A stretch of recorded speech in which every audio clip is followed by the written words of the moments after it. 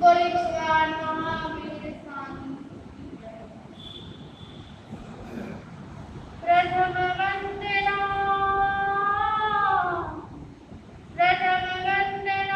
ऋषभदेव भगवान को दूसरा प्रभु महावीर तीसरा वंदन माता को संत गुरु वंदन मेरा मंत्र नमकार को जिसमें कभी समाए कंठ विराजमान सरस्वती मंत्र सभी को शीतकार मंत्र सभी को शीतकार नमो हरिहंतानम नमो सीताराम नमो आयतानम नमो वजायानम नमो लोले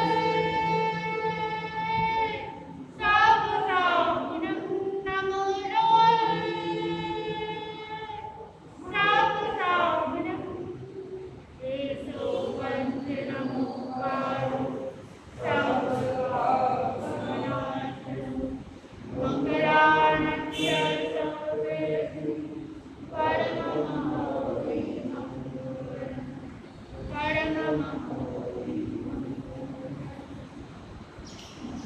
श्रद्धेय परम पूजनीय गुरु जी महाराज के चरणों में कोटिशः वंदन नमन करने के उपरांत जो कुछ भी मैं पूर्वज से सीख पा रही हूँ वह मैं आपके समक्ष रखने का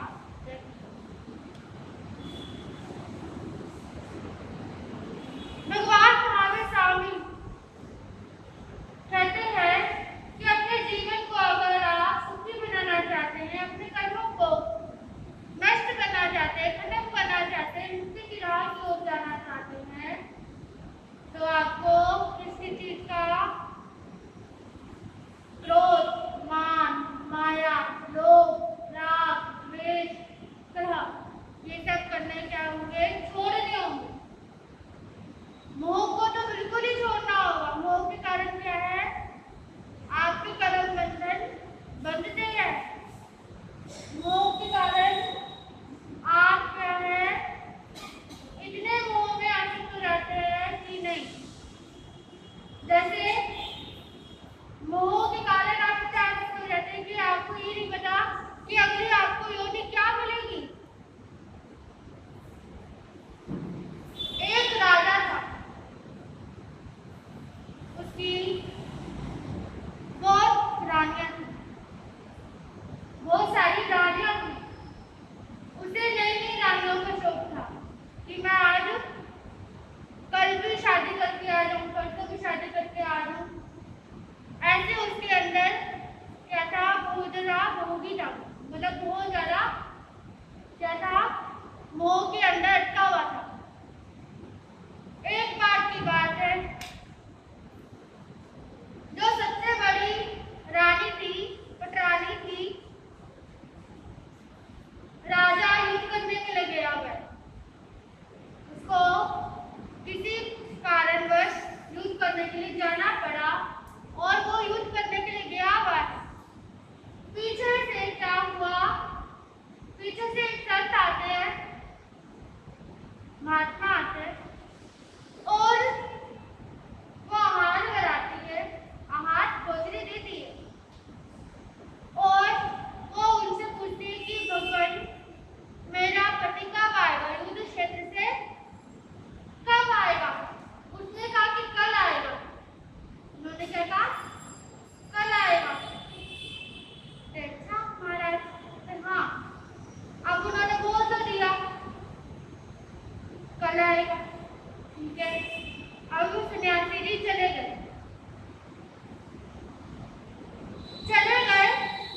और उधर रानी ने क्या किया? अगले दिन अपना 16 श्रृंगार करा, सारी रानियों को बोला कि हमारे अब राजा आएंगे और नगरी को भी सजवा दिया। अब उधर राजा सोच रहा है कि अब युद्ध तो खत्म हो गया है,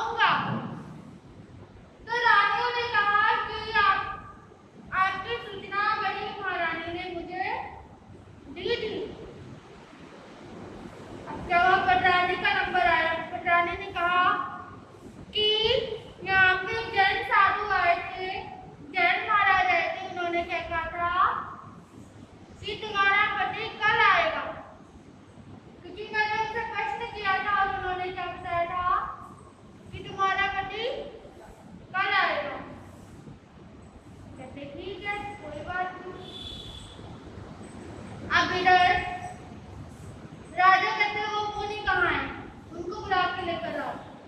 राजा कहती मुनि तो किससे होते हैं, उन्होंने राजा का पालन नहीं किया। वो कहते जिसने आना है वो मेरी शरण में खुद आए, मैं किसी की शरण में नहीं जाता। राजा को बात लगी और वो खुद वहां पर गया। तो क्या हुआ, जो राजा था, राजा ने उसे एक प्रश्न पूछा, बना करके एक प्रश्न पूछा कि आप तो सब कुछ जानने वाले हैं, तो आप ये बताइए मेरी मृत्यु कब होगी।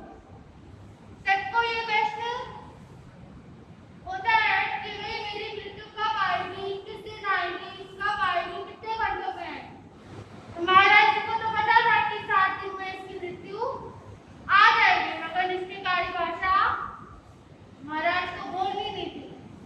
उन्होंने सोचा मैं अगर 7 दिन की बात बोल दूंगा, क्या पता ये क्या है अपने कर्मों को क्षय कर मुक्ति की ओर बढ़ जाएगा, क्या पता धर्म की शरण में आकर ही अपने जीवन को सुधार लेगा। तो राजा को उन्होंने बता दिया कि आपके 7 दिन में क्या आने वाली है, मृत्यु को आप प्राप्त होने वाले हैं। राजा ने कहा कि मैं मरने के बाद क्या बनूंगा। राजा ने कहा मैं मरने के बाद क्या बनूंगा। कहते ये जो आप कूड़े का ढेर देख रहे हो, कूड़े के ढेर में कीड़ा पैदा होगा, वो आप बनोगे 7 दिन के बाद। कहते अच्छा मैं ये बनूंगा।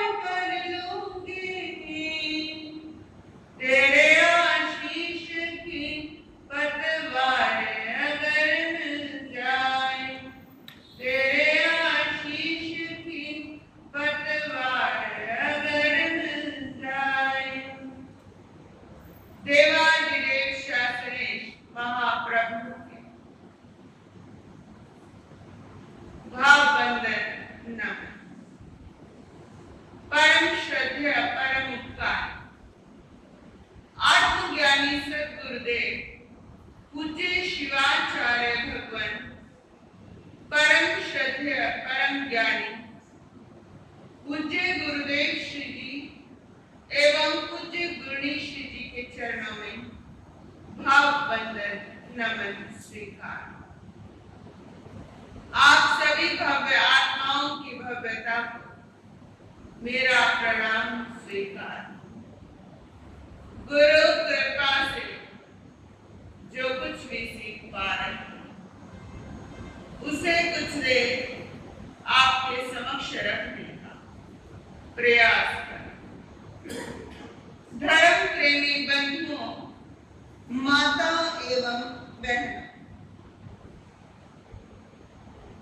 महावीर स्वामी ने बहुत से शास्त्रों पर बात की है, बहुत से विषयों पर बात की है। अपने ज्ञान के आधार पर वहीं पर भगवान महावीर स्वामी प्रभु महावीर के स्वास्थ्य शास्त्र पर भी बात कर रहे हैं। हमारी जीवन शैली कैसी होनी चाहिए, हमारा स्वास्थ्य उसी के अनुरूप रहेगा। अगर हमारी जीवन शैली सुंदर होगी तो हम स्वस्थ हो पाएंगे, और अगर हमारी जीवन शैली बेकार होगी तो हम अस्वस्थ हो जाएंगे। जीवन का प्रत्यक्ष संबंध शरीर और परोक्ष संबंध मन के अनेक आदानों और निमित्तों से। भगवान महावीर ने जिन तत्वों का प्रतिपादन किया है उसमें सबसे प्रधान तत्व है संयम, डिसिप्लिन। अपने उठने में, अपने बैठने में, अपने चलने में, अपने फिरने में डिसिप्लिन। जैसे कुर्सी आप यहाँ आए, अगर आप लगातार कुर्सी खटखट की आवाज आएगी, आपके अंगों के हिलने और डुलने की आवाज आती है, इट मीन्स वो व्यक्ति डिसिप्लिन में है। टाइम पर ना उठना, टाइम पर ना सोना, इट मीन्स वो बंदा डिसिप्लिन में नहीं। टाइम पर ना खाना, टाइम पर ना पीना, इट मीन्स वो बंदा डिसिप्लिन में है। जितने भी मेडिटेशन सेंटर्स हैं, योगा सेंटर हैं, वहां पर क्या कराया जाता है? आपको डिसिप्लिन में रहना ही तो सिखाया जाता है। तो प्रभु महावीर के स्वास्थ्य शास्त्र का पहला नियम है कि भाई आप सब स्वस्थ हो जाओ। उनकी जीवन शैली जो थी वो संयम प्रधान। जब वो चलते थे तो बड़े तरीके से, बड़े करीने से चलते थे, और जब वो बैठते थे तब भी बड़ा एक तरीका होता। जब वो खड़े होते थे तब भी एक तरीका, जब वो खाते थे तब भी तरीका, जब वो तपस्या में बैठते थे तब भी बड़े संयम और सादगीपूर्ण ढंग से बैठते थे। आज वर्तमान समय में तो एक एक चीज पर आडंबर होने लगा है, लेकिन प्रभु महावीर स्वामी के समय में किसी भी प्रकार के कोई आडंबर नहीं होते थे। उन्होंने आडंबरों का खंडन किया। जो महापुरुष होते हैं वो आडंबरों का खंडन करते हैं। समता और संतुलन आदि अनेक तत्व हैं, सब में रहना। कपड़े हैं अधिक खरीदते हैं, नहीं, सब में रखो। भोजन है अधिक वैरायटी रखते हो, ये भी गलत है। आपके राजस्थान की कल्चर की भी बात कह रहे हैं। जयपुर के अंदर कुछ परंपराओं ने विवाह के अंदर एक नियम बनाया कि विवाह दिन में होना चाहिए। दिन में होगा तो आडंबर कम होगा। इसी के साथ विवाह के अंदर 25 आइटम से अधिक नहीं होनी चाहिए। उसी में पानी आ गया, उसी में दूध यदि 25 आइटम से अधिक होती हैं तो वहां से मतलब उनकी परंपरा से ही उस व्यक्ति को निकाल दिया जाएगा। उनकी कम्युनिटी के अंदर, उनके समाज के अंदर उस व्यक्ति का नाम जो लिखा हुआ था, जो अंकित किया हुआ था, उसे हटा दिया जाएगा। क्या जबरदस्त नियम बना है। इससे समता आती है, सादगी आती है, संतुलन आता है, हर व्यक्ति अपना सब कुछ कर पाता है। अब समता और संतुलन का भी सीधा सीधा संबंध है हमारे संयम से संबंध है। संयम क्या है? डिसिप्लिन में रहना, डिसिप्लिन मोड में रहना। किसी विशेष प्रकार का व्रत लेना भी क्या है? संयम है। किसी विशेष प्रकार का व्रत लेना संयम है। प्रतिदिन आपको नियम करवाए जाते हैं। क्यों करवाए जाते हैं? उसके पीछे एक ही उद्देश्य है कि भाई आप संयम में रह पाओ। यदि आप एक दिन यानी 24 घंटे आप संयम में रहते हो, वो भी बड़ी सुंदर व्यवस्था है। पतंजलि ने कहा संयम का धारणा, ध्यान और समाधि, इन तीनों का जो एकत्र योग है वो क्या है? संयम है। संयम के अंदर आपको क्या करना? जैसे आपको कोई आम खाने का शौकीन है, उसे पता ही नहीं है कि भाई कहाँ आम खाना है, कैसे आम खाना है, कब आम खाना है। धारणा, पहले व्यक्ति ने चित्त में धारणा बनाई कि मैं आम का त्याग करूंगा। पहले धारणा बनाई, धारणा के बाद धीरे धीरे वो केवल यही सोच रहा है कि आज तो मैं गुरु महाराज के पास जाऊंगा और मैं इसका नियम लूंगा। घर से चला था, धारणा थी, और एक पॉइंट पर आया, वहां पर रुका, तो वहां पर ध्यान हो गया, और जब महाराज से नियम लिया और वो समाधि में चला गया कि मेरा आम का त्याग। प्रत्येक क्षण से भी व्यक्ति समाधि की ओर जा सकता है।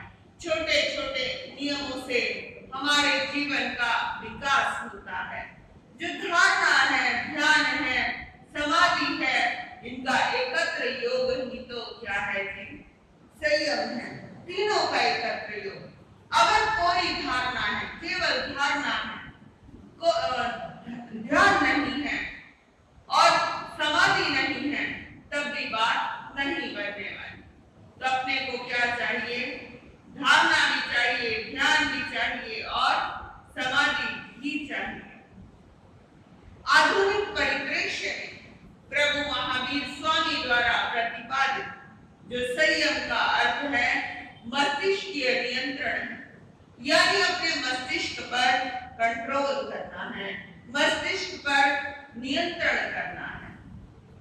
जब तक मस्तिष्क के अनेक प्रकोष्ठों, उनके संबंधों या विभागों पर विचार ना करें तो समता, उपशम और संतुलन की साधना नहीं हो सकती। मस्तिष्क का एक भाग और इमोशनल ब्रेन, इमोशनल ब्रेन पर कंट्रोल करें, हम अपने आप को शांत कर सकते हैं, हम अपने गुस्से पर नियंत्रण ला सकते हैं, हम अपने अभिमान पर नियंत्रण ला सकते हैं, हम अपने लोभी स्वभाव पर भी नियंत्रण ला सकते हैं। यही कषाय विजय कर सकते हैं। जिन हरकतों की वजह से हमारे जीवन में कसाव आता है, हम उन्हीं को जीत सकते हैं। संयम का एक और अर्थ है जिसे और गहराई से मैं विचारकों ने जो सोचा है, चिंतन किया है, उसके आधार पर आपको बताऊं। मस्तिष्क का एक भाग है लिम्बिक सिस्टम। यहाँ भावनाएं पैदा होती हैं उस लिम्बिक सिस्टम में। लिम्बिक सिस्टम में भावनाएं उपजती हैं। आपके अंदर अच्छी भावना उपजी, आपके अंदर बुरी भावना उपजी, दुख, सुख, प्रसन्नता इत्यादि की जो अनुभूति होती है। भावनाएं कंट्रोल करने के लिए लिम्बिक सिस्टम पर कंट्रोल कर।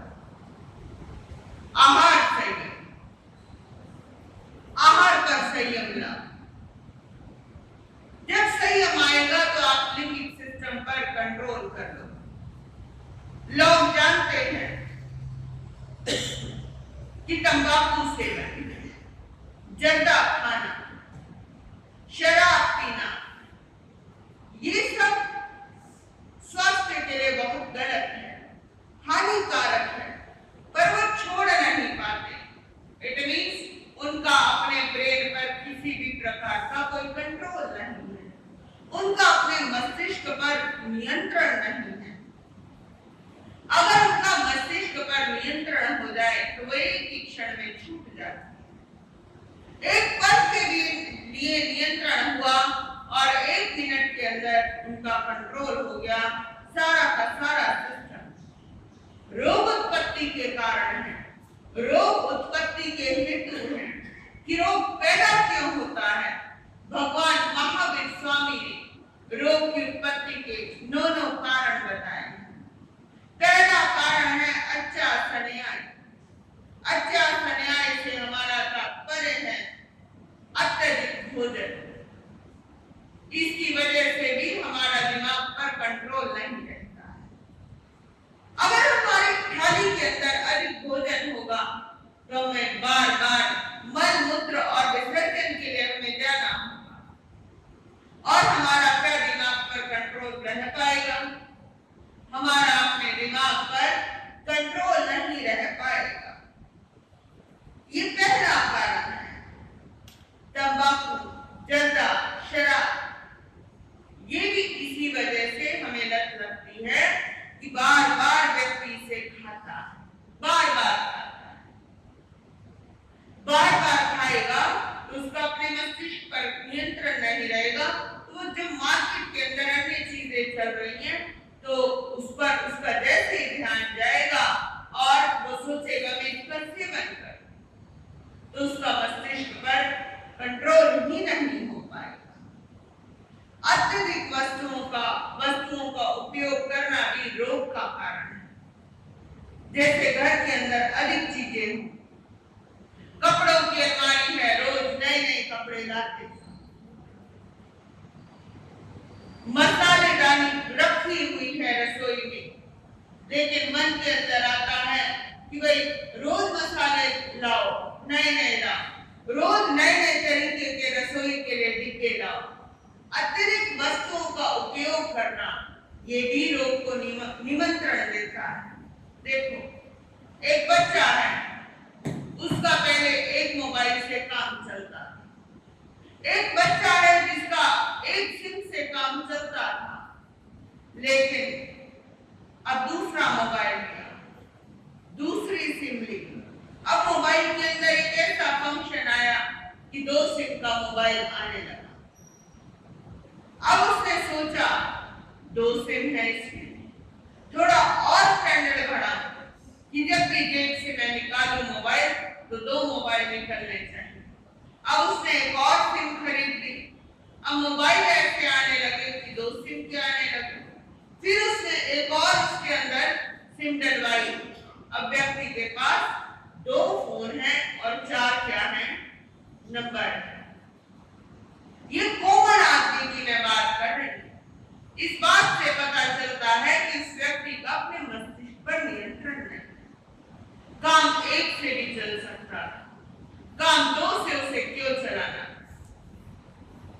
अत्यधिक वस्तुएं हमें भ्रमित कर देती हैं।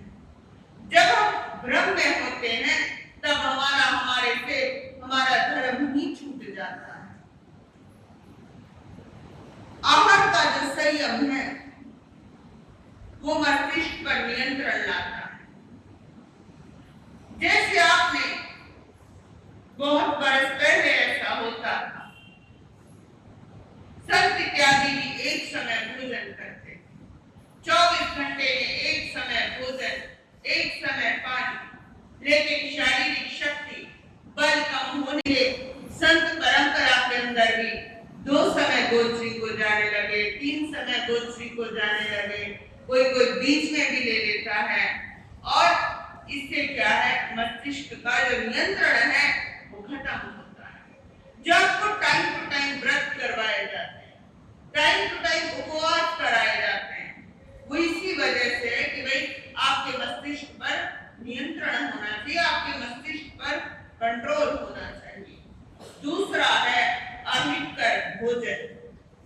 श्रम स्वास्थ्य के लिए बहुत जरूरी है। जो मेहनत है ना, वो स्वास्थ्य के लिए बहुत जरूरी है। विदाउट श्रम ना तो आपके शरीर के अंदर खून अच्छे तरीके से दौड़ पाएगा, ब्लड का फ्लो अच्छे से नहीं होगा, कहीं कहीं ब्लड की कुछ गांठें इकट्ठी हो जाएंगी। तो अधिक बैठना भी बड़ा समस्यादायक है, अधिक लेटना भी बड़ा समस्यादायक है। जो लोग अधिक सोते हैं, जो लोग अधिक बैठते हैं, जो लगातार एक ही पोस्चर के अंदर बेड पर बैठे रहते हैं या लेटे रहते हैं, तो उनका ना तो ब्लड फ्लो हो पाएगा अच्छे से और ना ही वो हेल्दी रह पाएंगे। इसके पीछे ओपन साइंस का एक नियम है। जिन लोगों को बैठे रहने की लगातार हैबिट बनी हुई है, इट मींस उन लोगों के अंदर द्वेष की भावना अधिक है। कौन सी भावना? द्वेष की भावना अधिक है। आज देखो, पहले महिलाएं बहुत काम करती, पहले बच्चे भी बहुत काम करते, पुरुष भी बहुत काम करते। जमाने के साथ टेक्नोलॉजी आई, मशीन आई, उसकी वजह से क्या हुआ? आपके सबके शरीर खराब हो रहे हैं, डे बाय डे खराब होते जा रहे हैं। तो आपको अपने शरीर को स्वस्थ रखने के लिए क्या जरूरी है? श्रम जरूरी है, यानी मेहनत जरूरी है। संत समाज के अंदर देखो, जैन संत अपना प्रत्येक काम स्वयं करते हैं। अपना भोजन लाना, अपने पात्र साफ करना, पात्रों को बनाना, सिलाई करना, एक एक काम खुद है। चलना किसी मशीन पर डिपेंड नहीं है। इसी वजह से जैन संत अन्य जो मतावलंबी हैं या कह लो गृहस्थ इत्यादि हैं, उनकी अपेक्षा वो काफी मानसिक रूप से स्वस्थ हैं, शारीरिक रूप से भी काफी स्वस्थ हैं। मानसिक रूप से स्वस्थ हम इसी वजह से व्यक्ति नहीं रह पाता क्योंकि वो शरीर से काम करना भूल गया है, शरीर की मेहनत करना भूल गया है। शरीर से उसे समस्या आने लगी है। एक समस्या आई, एक समस्या ने जन्म लिया, इतने में दूसरी समस्या आई, तीसरी समस्या आई। तो भगवान महावीर स्वामी कहते हैं कि भाई अहितकर भोजन भी नहीं करना, वो भी क्या है? समस्यादायक। और वो रोग को निमंत्रण देना है। तीसरा कारण शास्त्र में बताया अति निद्रा है। या तो अनिद्रा की ओर जाना या अति निद्रा लेना, या अनिद्रा होना या अति निद्रा होना, ये भी रोग को निमंत्रण देता है। शास्त्र कहते हैं संयमित निद्रा। आयुर्वेद में दिवाशयन का निषेध है, दिन में सोने का निषेध है। निषेध सूत्र के अंतर्गत संत परंपरा के अंदर ऐसा कहा जाता है कि जो संत दिन में सोएगा उसे 200 गाथा का स्वाध्याय करना पड़ेगा। कुछ कुछ परंपरा में 2000 गाथाओं का भी स्वाध्याय आया है। तो इट मीन्स दिन में सोना हमारे लिए ठीक है या गलत है? दिन में सोना एक व्यक्ति के लिए बहुत गलत है। दिवाशयन का निषेध है। गुरुकुल के अंदर देखो, बच्चों को सुलाया ही नहीं जाता। सुबह 4 बजे चालू होता है गुरुकुल और 9 बजे रात्रि के अंदर 9 बजे तक लगातार गुरुकुल के अंदर बच्चों को पढ़ाया जाता है।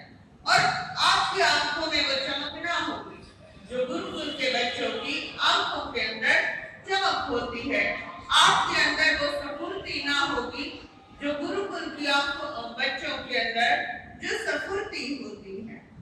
नींद और कफ का बड़ा संबंध है। तो आपके शरीर के अंदर जो कफ प्रकृति है वो अधिक बढ़ जाती है। अति निद्रा से हमारी आयु भी घटती है और हमारी श्वास की संख्या बढ़ती जाती है। योगी की जो नींद होती है वो नींद ऐसी होती योगी सो रहा है, उसकी जो श्वास की संख्या है वो घटती जाती है। जो आम इंसान की नींद है वो क्या होती है, उसके अंदर श्वास की संख्या बढ़ती जाती है और उम्र घटती जाती है। लेकिन अब ज्ञानी कह रहे हैं अति जागरण यानी सोना ही ना, ये भी रोग का कारण है। रात्रि के अंदर सोना चाहिए, रात्रि से पहले सोना नहीं चाहिए, क्योंकि जो आपका नाभि कमल है खिला हुआ है, नाभि के अंदर एक कमल है, आकार है कमल जैसा, वो खिला हुआ है। यदि आप दिन में सोते हैं तो आपके लिए समस्या पैदा करते हैं। यदि दिन के अंदर सोना है तो शोधकर्ताओं ने, विचारकों ने कहा है कि केवल पावर नैप लो, पावर नैप यानी योग निद्रा, यानी 15 से 20 मिनट बस लेट जाओ। हल्की फुल्की नींद लग जाए तो ठीक है, वरना कोई जरूरत नहीं है आपको नींद लेने की। अगला कारण बताया है रोग को निमंत्रण देने का, वाणी का असंयम यानी उच्चार निरोधन। वाणी का असंयम भी रोग पैदा करता है, जीवन शक्ति ज्यादा खर्च होती है। जैविक शक्ति के क्षरण के 3 मुख्य साधन हैं, आंख, वाणी और जननेंद्रिय।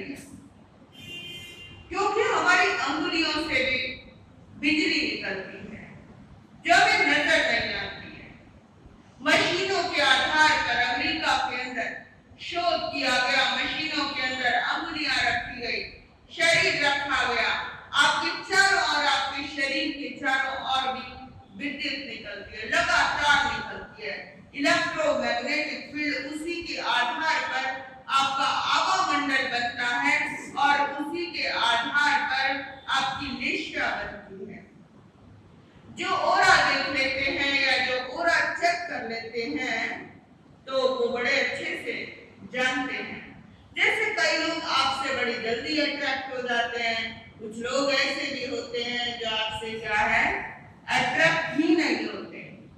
विद्युत का प्रवाह निकलता है। क्या होता है? विद्युत का प्रवाह, जैसे विद्युत लगातार निकलती है। अब विद्युत के अंदर ऐसा भी होता है, कई बार तो स्विच को हाथ लगाओ तो करंट पास होगा और कभी कभी स्विच को ऑन करो तो आपके साधन चलने लगते हैं। तो ऐसे ही सेम होता है हमारी लाइफ के अंदर। अगर हमारे पास शांति है तो सामने वाले को हमारे पास बैठकर शांति का एहसास होता है, और अगर हमारे पास अशांति है तो व्यक्ति को बैठकर भी क्या होगा, अशांति महसूस होगी। कई बार आप कुछ व्यक्तियों से मिलते हैं, आपको लगता है कि हम शांत हो गए हैं, हमें परम शांति का एहसास हो रहा है। आपके सब किंतु परंतु ये सब उदेर बुद्ध खत्म हो जाती है। और कभी कभी किसी संत महात्मा के पास जाते हो, वहां पर बैठकर आपको ऐसा एहसास होता है कि बड़ी शांति मिल रही है। क्या हो रहा है? बड़ी शांति मिल रही है।